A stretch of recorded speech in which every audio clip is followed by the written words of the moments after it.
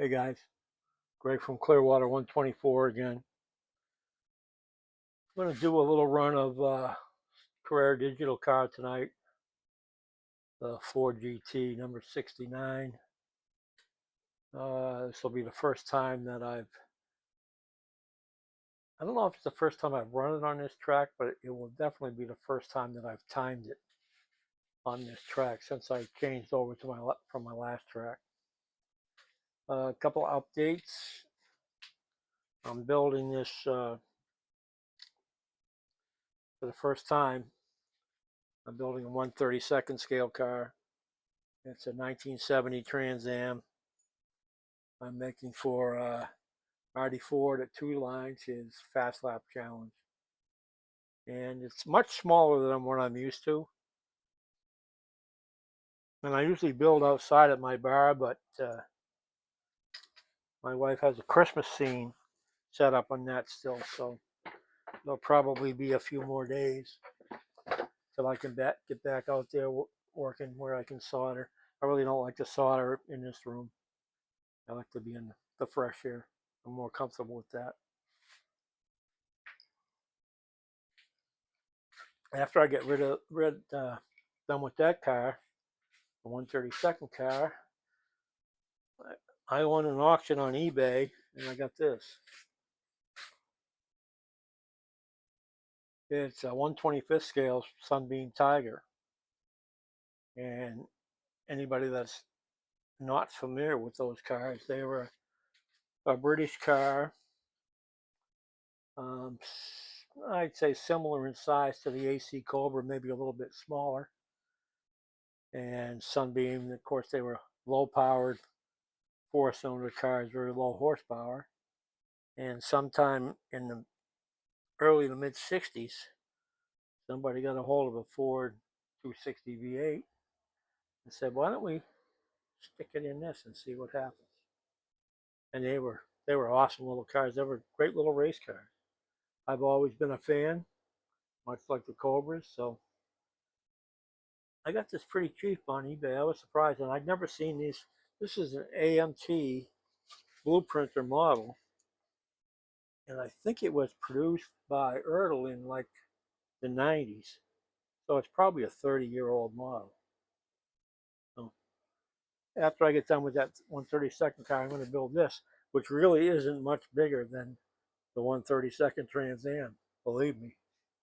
But it's definitely smaller than a Cobra and every other 1/24, 1/25 scale car I have. But I'm looking forward to the build. So that'll be after the Trans Am. And I'm going to run some laps with the number 69 Carrera 4GT.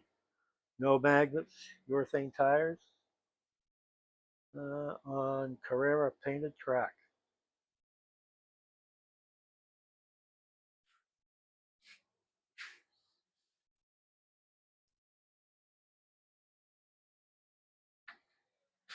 And I'm using a wired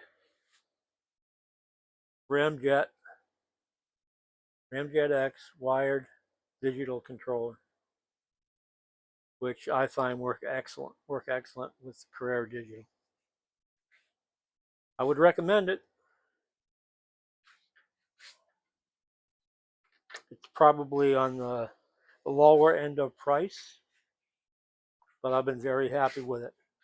Listen, if you're going to go race on commercial tracks, or you got somebody who's got a big 4-lane track, and he's always got a bunch of guys over that have all the high-tech equipment, buy whatever you want.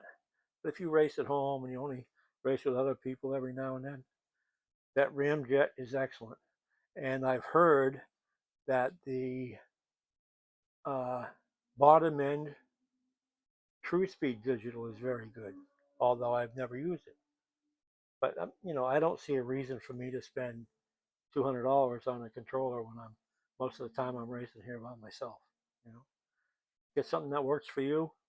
Save the money. Maybe you'll find a car that you want. Maybe you'll find another piece of track that you want. Spend your money wisely.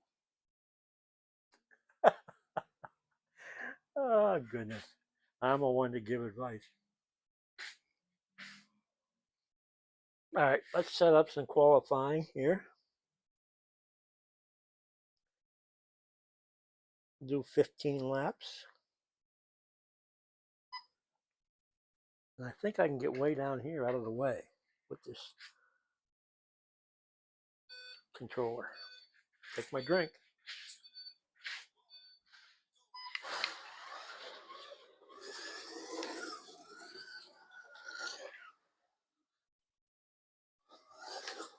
This has always been a good running car.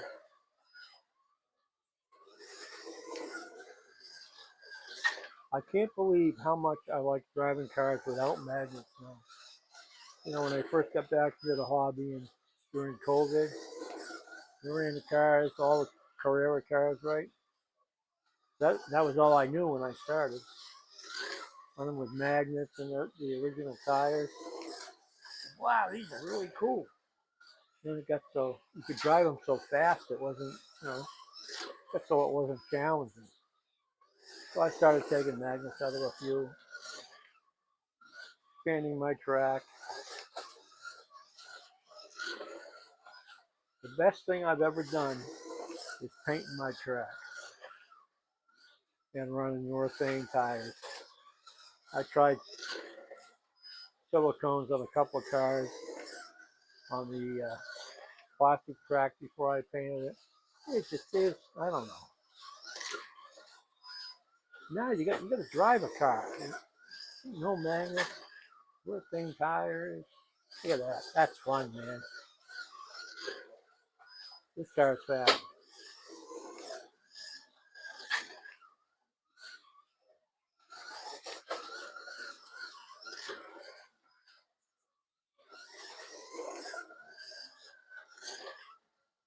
This is a good track too. I really like this track.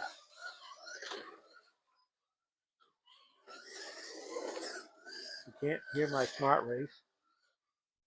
I'm a little far away from it. Plus, I'm going deaf.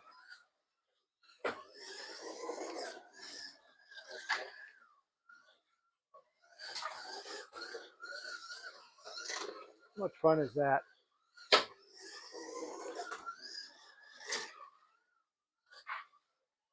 I haven't wrecked this yet. Holy shit! What's going on here? Doing 15 laps. I must be getting close to the end, huh? Who's counting? You guys counting?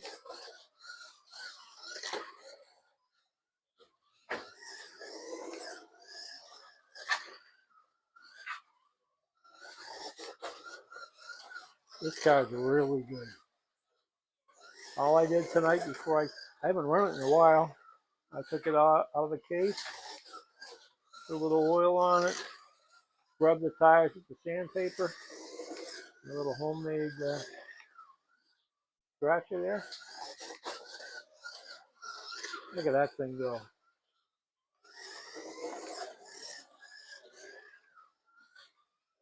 I think I'm done. I think I missed the end. Anyway, what do you think of that car? I did a 10.19.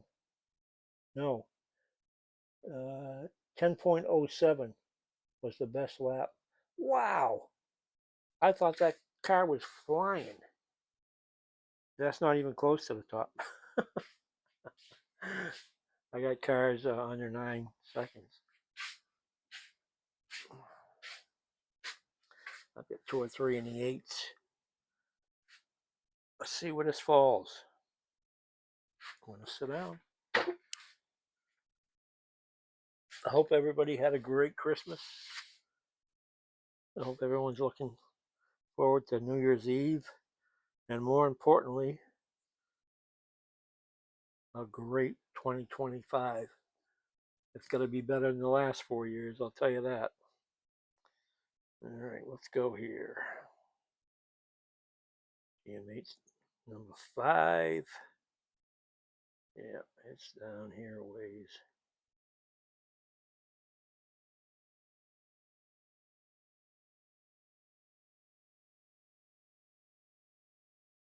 hell is it? Right here.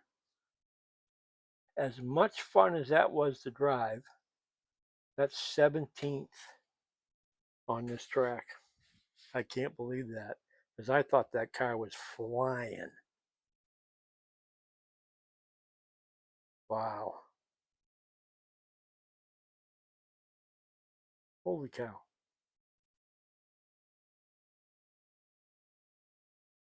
Pretty interesting. Pretty interesting how you feel about how things are going, and you look at the results and holy shit. So anyway, fellas, I appreciate all of you for spending time with me in 2024, and I hope to see you all back prosperous and healthy in the new year. And Pat from Aussie Land, from Pat Sloth Cars, we're all rooting for you, buddy. Hope to see you soon. Merry Christmas, Happy New Year. See you next year. Bye.